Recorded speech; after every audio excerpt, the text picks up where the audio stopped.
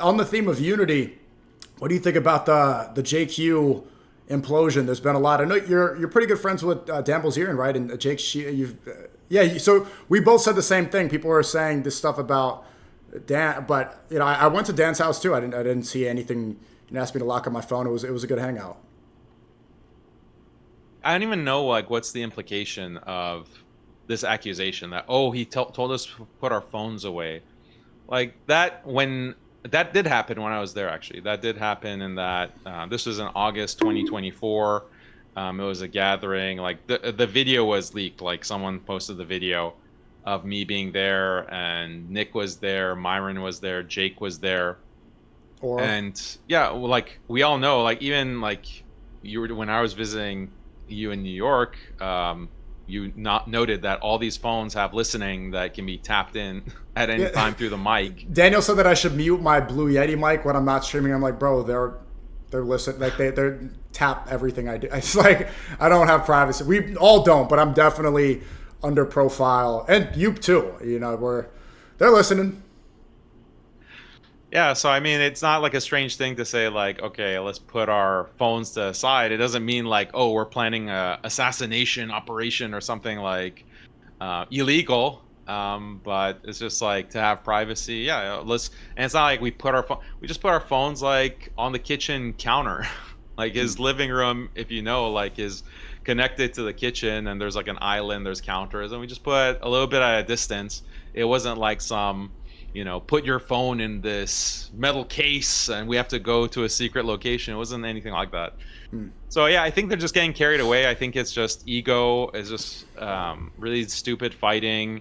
I do think Nick is responsible. Like Nick, And I don't think Nick's a Fed. I want to put that out there. The allegations that he's a Fed, I have no information to. I also don't believe that. Not only have I not seen anything, but I just don't believe it. And I would say that I think he is if I did, but I don't think so.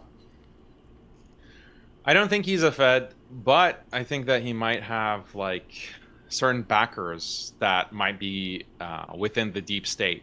He might have backers that are in the deep state. And so some of the things, like there's been a big shift in his attitude on a number of different issues, and it comes out like the whole Venezuela situation, if you remember. Like he became a big supporter of US intervention and basically using an iron fist to exert America's will across the globe. Like these kinds of statements, I don't think historically that's been his position, like having a really muscular global empire like US empire. Like I don't think that's been his position historically. I think he's adopted that recently, maybe. No, he has. I see clips from back in 2018, 19 when that happened. We had a back and forth about it because I was very against Venezuela regime change. I think I've been vindicated. They're sending all this oil to Israel. But he's been consistent about Monroe Doctrine for years. Yeah, okay. I just see that as contradicting a kind of America First mentality, because it's America being overextended across the globe and trying to control and basically control all these economic corridors. Like that's what's causing the $1 trillion defense budget. Like that's directly tied to this massive defense budget and all of this, all these funds going into the military instead of the U.S. infrastructure, for example, or other domestic needs that we have. So well, the response, I feel it's inconsistent. The response would be that Venezuela regime that gives us oil and controlling a lot of the world controls the choke points, and we get to dictate and we get to boost our economy by weakening others. And it's not world dominance. Monroe Doctrine does say the Western Hemisphere specifically. I think it was early 1800s where it says that the whole Western Hemisphere belongs to the American Empire. So America first, people who make their whole thing America first fully believe in Monroe Doctrine. That's why they're also pro taking over Greenland, Canada. I think that whole, and Cuba. So again, like it makes sense to have like, okay, you're America first and you're thinking from the perspective of the founding fathers and you want to extend US power. But we acknowledge, and Fuentes acknowledges, that the US government is occupied. It's a Zionist occupied government. You have a oligarchy, a Jewish oligarchy that exerts this much control over the US.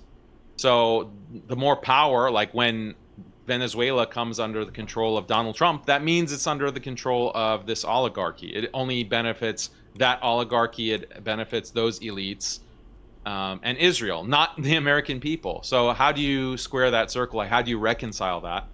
And I don't think he has effectively done that. It's like a kind of schizophrenia that he expresses. Like, you can't be beating your chest when Donald Trump decides to invade another country, but also, on the other hand, acknowledge that, well, Trump is cooked. Trump is basically a controlled president. Like, this is everything that he does is in the interest of a foreign entity or a fifth column. Like, these things are irreconcilable, but we're supposed to just ignore the contradiction.